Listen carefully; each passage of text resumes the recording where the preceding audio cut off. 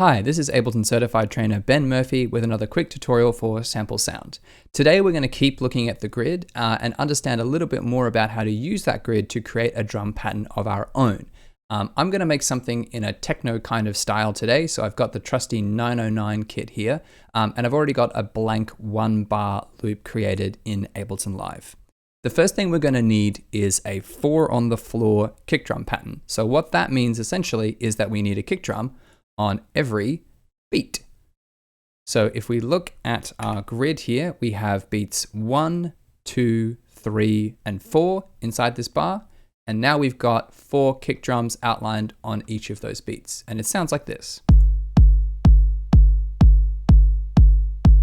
And at the right party, that might be enough, but we're going to keep going.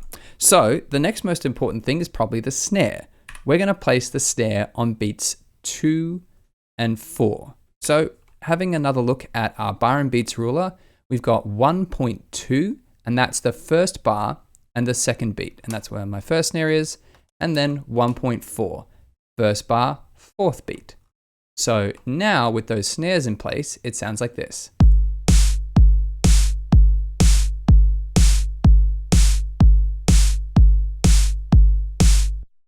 This is a pretty common structure for a lot of drum beats, and not only in the techno genre. A lot of dance music has this as a kind of anchor, but also so does many different genres outside of dance music. There might not always be a kick drum, underneath the snares, but having snares on 2 and 4 and having kick drums on 1 and 3, and possibly also 2 and 4, is a really common foundation for a lot of drum beats. So you can certainly always start here and begin to kind of play with things and modify from here. Like what if the kick drum wasn't on the 2 and so on, right? Seeing as I'm making techno, I'm gonna leave that where it is and we'll move on to the hi-hats. So I wanna put the hi-hats halfway between every kick drum. And so that's gonna be in that sort of place. There's a few different ways we could refer to this placement on the grid. In Ableton Live, the ruler is going to refer to this particular placement as 1.1.3. That's first bar, first beat, and third 16th, right? Remember, these first two numbers refer to bar, beat, and then the third one is 16th. It's just going from the largest thing down to something smaller, kind of like saying year, month, day, right? So the largest thing is the bar, and then inside of that, it can be subdivided into beats, and then each beat can be subdivided into 16ths. My grid is currently showing 16ths, and you'll notice there's 4 of them inside a beat before we reach the next beat. And this hi-hat is living on the third of those 4. The other way we could think about where this hi-hat lives is that it's on our 8th note grid on the second 8th note, right? And I basically want to place a hi-hat on every second 8th note, so it's halfway between every kick drum. But thinking about it as just halfway between every kick drum also makes sense. And that's what I'm after here. I'm after that kind of bounce that goes back and forth between the kick drum and the hi-hat, which sounds like this.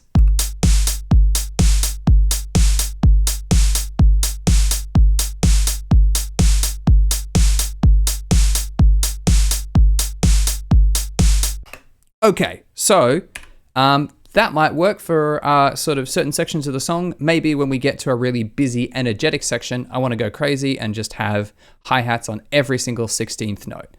Like that.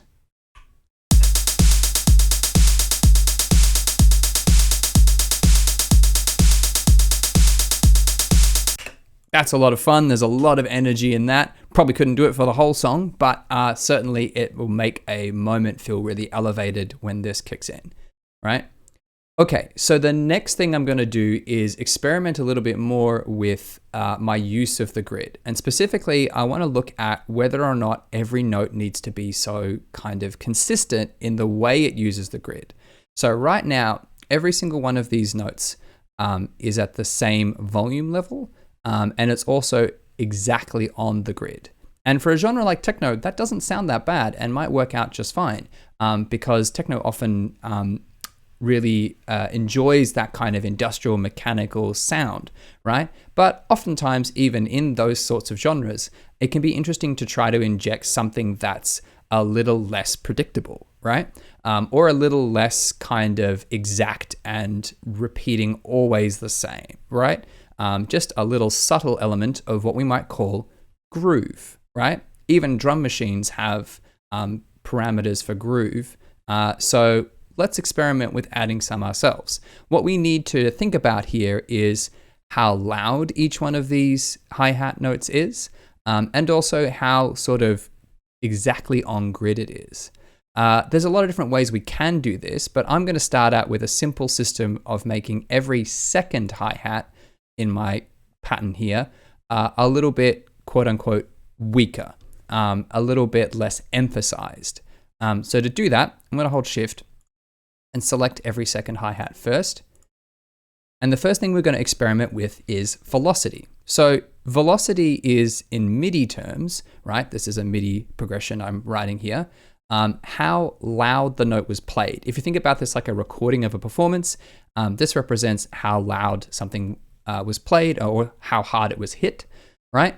And if we modify it ourselves, we can affect the volume of each note. So if I bring the velocity down by adjusting this velocity parameter down the bottom of the timeline here, you'll find that these hi-hats that are now in a kind of dimmer color are a little bit quieter than the first of every two. Okay, so have a listen, and I'll play around with the velocity levels whilst the loop is playing, and you'll hear how it changes. What I'm really after is this kind of rolling pattern where every other hi-hat is a little bit weaker, so it feels like there's this kind of ebb and flow, this pulsing energy.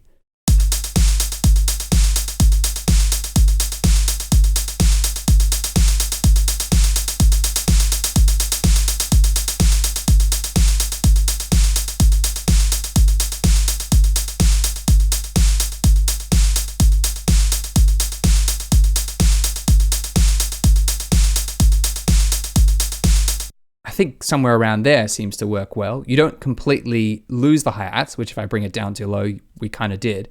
But you do hear that kind of rolling pulse. I hope you hear that too. The next thing I'm going to do is experiment with how exactly on grid these notes are. So just because if we move notes to the point that they start to overlap other notes, they can delete them. The first thing I'm going to do is just trim them down in length a little bit. The length of these notes doesn't matter so much because it's a drum part, so they're not really like holding a sustain or anything. It just matters where the note begins, really.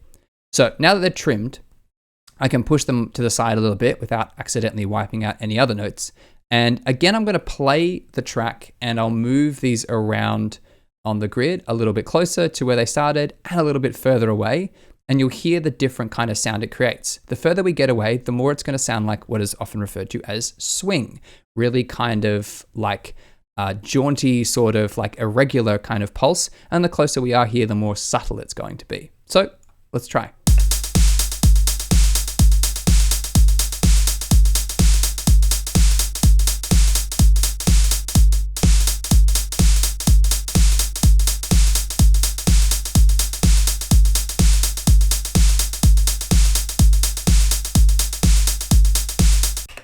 I think for me, a little bit will be enough, and that ought to do it.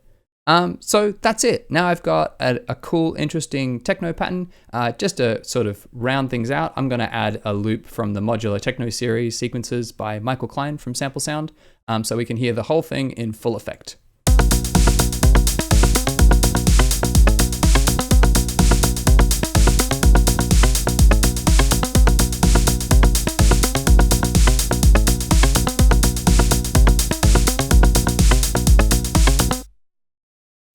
That's it for this tutorial. In the future, I'll look a little bit more at how to create drum patterns from other genres.